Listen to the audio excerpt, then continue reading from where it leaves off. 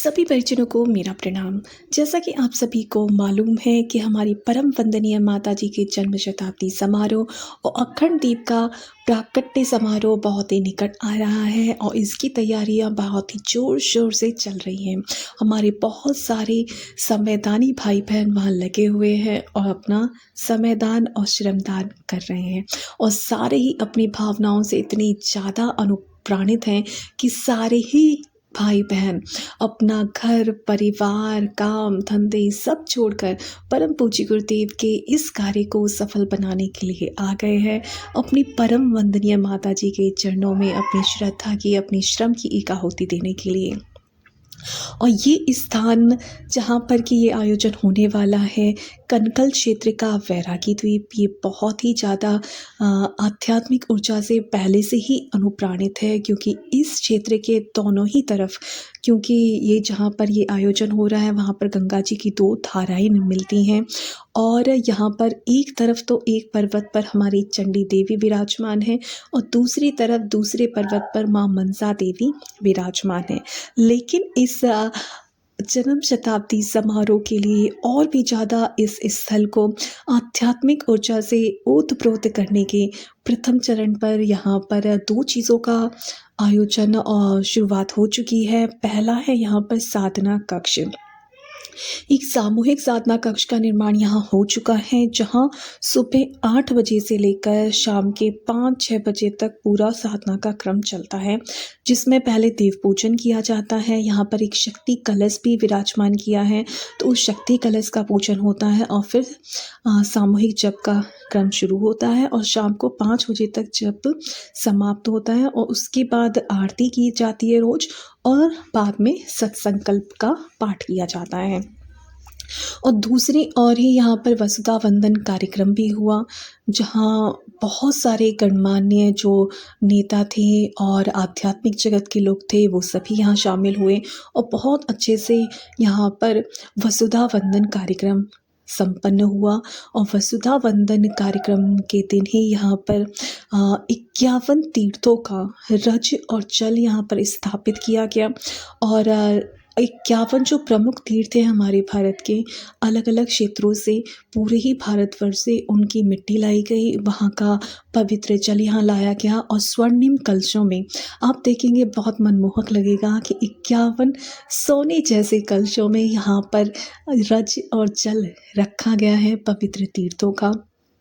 उसका भी पूजन यहाँ पर किया गया और एक विशाल प्रवचन पंडाल का भी यहाँ पर निर्माण हो चुका है जहाँ पर कि समय समय पर यहाँ पर उद्बोधन होते रहते हैं और जो भी परिजन हैं उन्हें मोटिवेट करने के लिए, उनके अंदर उत्साह उमंग और जुनून को भरने के लिए, उनकी सारी थकान मिटाने के लिए इतने सारे प्रज्ञा गीत यहाँ चलते हैं और उनको मोटिवेट करने का कार्य चलता रहता है। और यहाँ पर बहुत सारे कार्य होने हैं, उनमें से मैं कुछ बता देती हूँ, कुछ खास चीज़ें जो यहाँ पर होंगी। एक तो यहाँ पर सबसे बड़ी दिक्कत जो आ रही है यहाँ पर वो ये है कि यहाँ पर जो बहुत विशाल क्षेत्र है और इस पर पथरीली मिट्टी है, मतलब आप कितना भी खोदेंगे उसमें से पत्थर पत्थर पत्थर पत्थर पत्थर नीचे तक निकलते ही जाएंगे। तो जो यहाँ पर टेंट लगाए जा रहे हैं उसके लिए दिन रात भाई बहन लगे हुए हैं कि वहाँ से पत्थरों को निकाला जा रहा है। पहले जब यहाँ पर कार्य शुरू हुआ था समयदान का श्रमदान का, तो ये पूरा का पूरा स्थल जो था कटीली झाड़ियों से भरा हुआ था। बहुत सी झाड़ियाँ काफ़ी बड़ी बड़ी भी थी, तो उन सारी झाड़ियों को तो हटा दिया गया है। फिर ऊबड़ खाबड़ ज़मीन भी थी तो इस स्थल को समतलीकरण भी कर दिया गया है। पर अब थोड़ा सा दिक्कत है इन पत्थरों को हटाने की। तो टेंट यहाँ लगाए गए हैं, उनके नीचे जो ज़मीन है वहाँ से पत्थर हटाए जा रहे हैं और जहाँ भी बैठने की जो जगह है वहाँ से भी पत्थरों को हटाने का काम चल रहा है ताकि किसी को बैठने सोने में पत्थर ना चुभें या किसी को ठोकर ना लगे। तो उसके लिए भाई बहनों का जो श्रम है वो सच में ही बहुत प्रशंसनीय है कि इतनी तेज गर्मी इस दिन के समय निकलती है उसमें लगे रहते हैं, सुबह-सुबह ठंड में भी लगे रहते हैं, लेकिन इनका समर्पण भाव बिल्कुल ही देखते ही बनता है।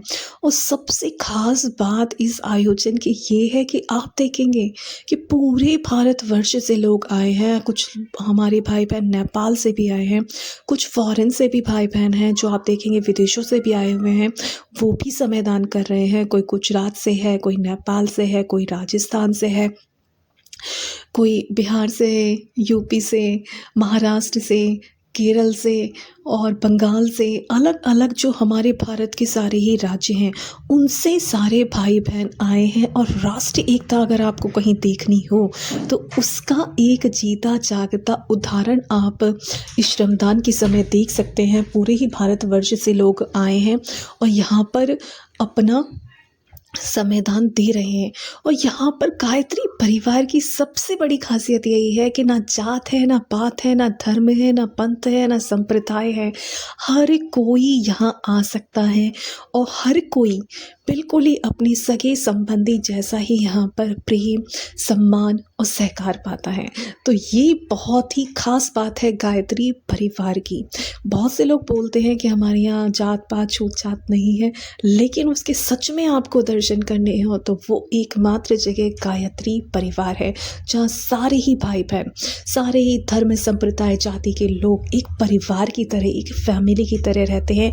और जैसे कोई कार्य अपने पारिवारिक आयोजन के लिए सब लोग जुट जाते हैं उसको सफल बनाने के लिए, वैसे ही हमारे गायत्री परिवार के सारे ही भाई बहन अपना काम धंधा घर परिवार छोड़कर यहाँ आ गए हैं परम वंदनीय माता जी के जन्म शताब्दी समारोह को बिल्कुल ही सफल बनाने के लिए। और मुझे पूरा विश्वास है कि इनका श्रम बिल्कुल ही व्यर्थ नहीं जाएगा। और मैं आपको बता दूं कि यहाँ पर जो पत्थर निकाले जा रहे हैं उनसे भी बड़ी खूबसूरत संरचनाएं बनाई जा रही हैं।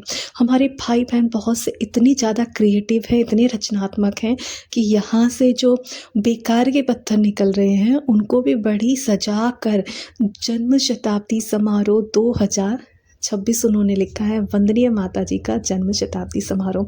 तो ये इतना खूबसूरत लग रहा है और साथ ही रंगों से और डिज़ाइन बनाकर इसको ऐसे सजाया गया है जो बहुत ही मनमोहक लगता है। उन सभी भाई बहनों को जो इस कार्य में लगे उनको बहुत बहुत हार्दिक धन्यवाद। आपने सच में बहुत सुंदर ये बनाया है और ऐसी बहुत सारी चीज़ें हमें आगे देखने को मिलेंगी जो देखते ही मन प्रसन्न हो जाएगा। बहुत जगह पौधे भी लगाए जा रहे हैं, खूबसूरत खूबसूरत प्लांट्स लगाए जा रहे हैं और बहुत सारे कार्य यहाँ चल रहे हैं। तो चलिए देखते हैं आगे और क्या क्या निर्माण कार्य होगा। और साथ ही मैं आपको ये भी बताऊंगी कि यहाँ पर क्या क्या व्यवस्थाएं होने वाली हैं। कि जन्म शताब्दी समारोह स्थल पर एक मैप भी बनाया गया है जिसमें कि इस पूरे ही पंडाल की जो एक रूपरेखा है वो बताई गई है। तो मैं आपको बता दूं कि इसमें 3 मेन गेट होंगे। पहला जो गेट नंबर 1 है ये हर की पौड़ी की साइड से जो रोड आ रही है वहाँ पर है। गेट नंबर 2 जो है वो हाईवे से आने वाली रोड पर है। और गेट नंबर 3 जो है इससे इस पंडाल के अंदर एंट्री होगी। तो ये 3 मेन गेट यहाँ पर बनाए गए हैं। और जो जो व्यवस्थाएं यहाँ होने वाली हैं, जो जो यहाँ निर्माण कार्य आपको दिखाई देगा, उसमें सबसे पहले तो आपको यहाँ पर ये एग्जीबिशन दिखाई देगी। एक किताबों की पूरी प्रदर्शनी होगी, बुक स्टॉल यहाँ पे होगा। एक प्रेस के लिए एक अलग से स्थान बनाया गया है जहाँ पे जितने भी मीडिया होगी, प्रेस होगी, वो वहाँ अपना कार्य कर पाएगी। और एक गार्बेज स्पेस भी यहाँ पे होगा जहाँ पर कि जो भी कूड़ा निकलेगा खाने पीने के बाद या जो भी मतलब इस पूरे समारोह से इतने लाखों लोग यहाँ रहेंगे तो जो भी गार्बेज स्पेस भी यहाँ पे बनेगा। एक कैंटीन यहाँ पर बनाई जाएगी कि जिन्हें मतलब क्योंकि भंडारे में तो समय लगता है लोगों के खाने में, तो जो कैंटीन से ख़रीद के खाना चाहते हैं वो भी यहाँ खा सकते हैं। टॉयलेट्स बनाए जाएंगे क्योंकि लाखों लोग हैं वहाँ रुकेंगे, उनके रहने की पूरी व्यवस्था की जा रही है। बहुत सारे टेंट यहाँ लगाए जा रहे हैं। तो टॉयलेट और बाथरूम्स की भी यहाँ पूरी व्यवस्था है। फर्स्ट एड की व्यवस्था भी यहाँ होगी, उसके लिए पूरा ही एक अलग विभाग होगा जो फर्स्ट एड के देखेगा। और साथ ही साथ यहाँ एम्बुलेंस वगैरह की भी व्यवस्था रहेगी, अगर कोई मिसहैपनिंग होती है तो समय से ही उपचार मिल सकें। और यहाँ पर पुलिस का भी एक विभाग होगा ताकि कोई भी कुछ गलत ना करें। और फायर स्टेशन का विभाग है यहाँ पर, और फायर सर्विसेज है यहाँ पर। परिवहन का एक अलग डिपार्टमेंट बनेगा यहाँ पर। सिक्योरिटी का भी एक अलग क्षेत्र बनेगा यहाँ पे। एक रिसेप्शन होगा जहाँ से कि पूरी ही जानकारी अखिल विश्व गायत्री परिवार के बारे में ली जा सकती है। और यहाँ पर 2 पार्किंग बनाई जाएंगी। एक चाइल्ड केयर के लिए भी ये एक स्थान बनाया जा रहा है, जहाँ पे कि जो माताएं हैं जो अपने बच्चों को दूध पिलाना चाहती हैं, वो उस जगह पे जाके दूध भी पिला सकती हैं। और किसी के बच्चे को नींद आ जाए तो वो वहाँ पे सुला भी सकते हैं। तो बच्चों से रिलेटेड जो केयर है वो वहाँ पर होगी।